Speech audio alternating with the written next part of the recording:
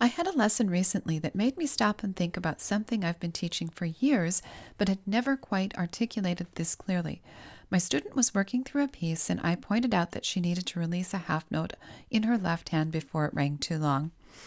She looked at the score, saw it immediately, and said, "I can see it right there. Why didn't I notice that?"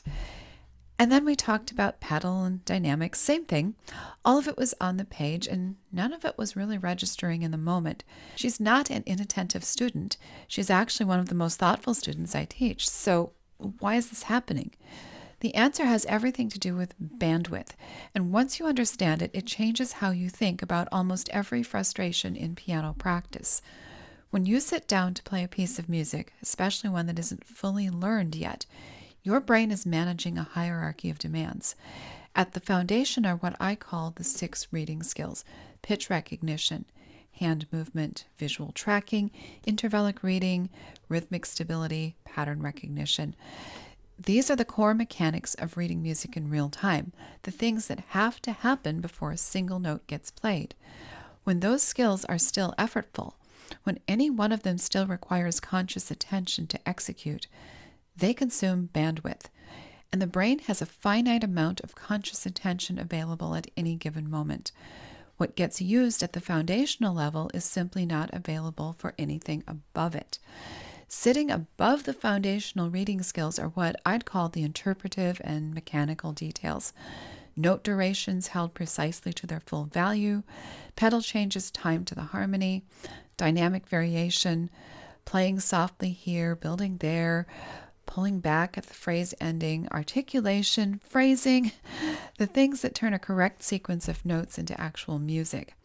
These details are not optional. They're on the page. They're part of what the composer wrote, but they require attention to notice and execute. And attention is exactly what a student doesn't have left when a foundational layer is still working hard. This is why students miss things that are sitting right in front of them on the page.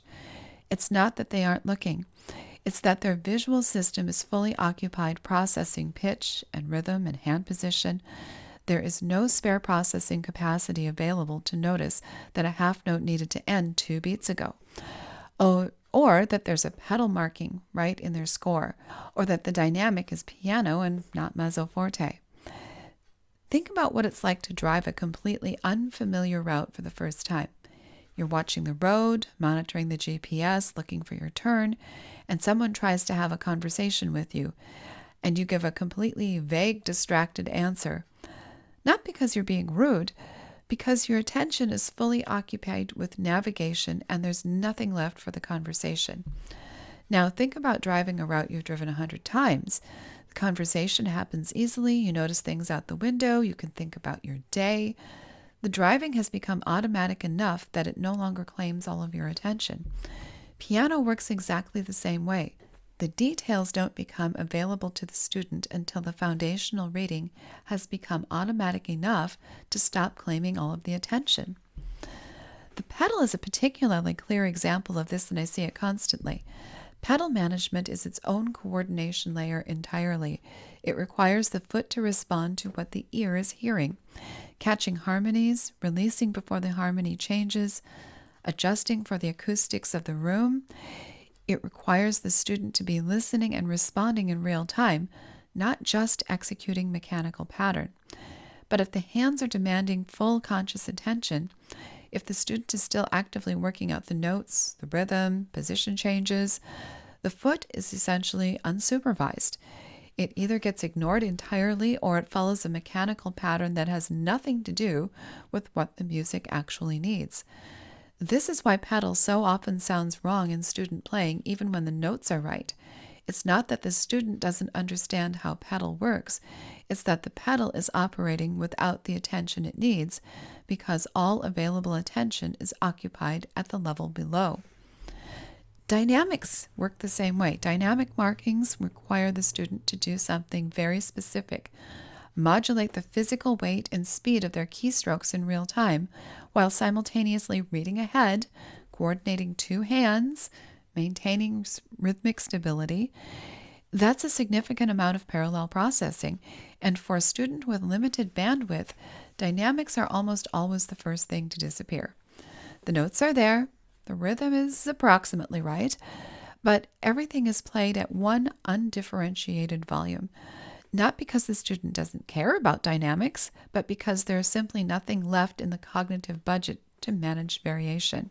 I've seen students who play with beautiful dynamic sensitivity on pieces they know well, and then pick up a new piece and play it completely flat. Same student, same capability, completely different result. The difference isn't musical awareness, it's available bandwidth. Most teachers, myself included, will tell a student, let's get the notes first, then we'll add the details.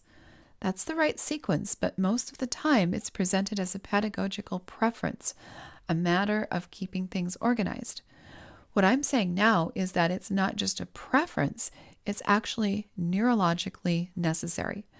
The details cannot be reliably processed and executed until the foundational reading skills are running automatically. Trying to play with correct dynamics, precise note durations, and responsive pedal before the reading is solid isn't discipline. It's asking the brain to do more simultaneous things than it currently has the capacity for. The brain will prioritize, and it will prioritize survival at the foundational level every time, because those are the skills keeping the music from falling apart. This also reframes something students often feel bad about.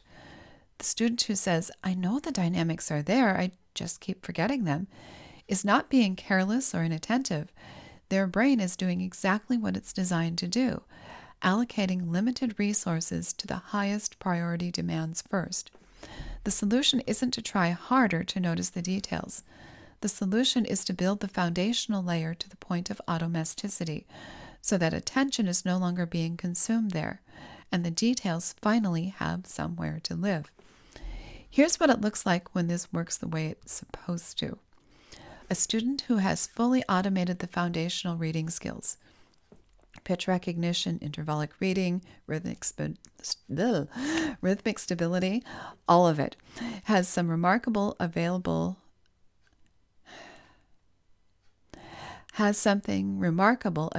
to them. They can play a piece they've never seen before and notice the dynamics.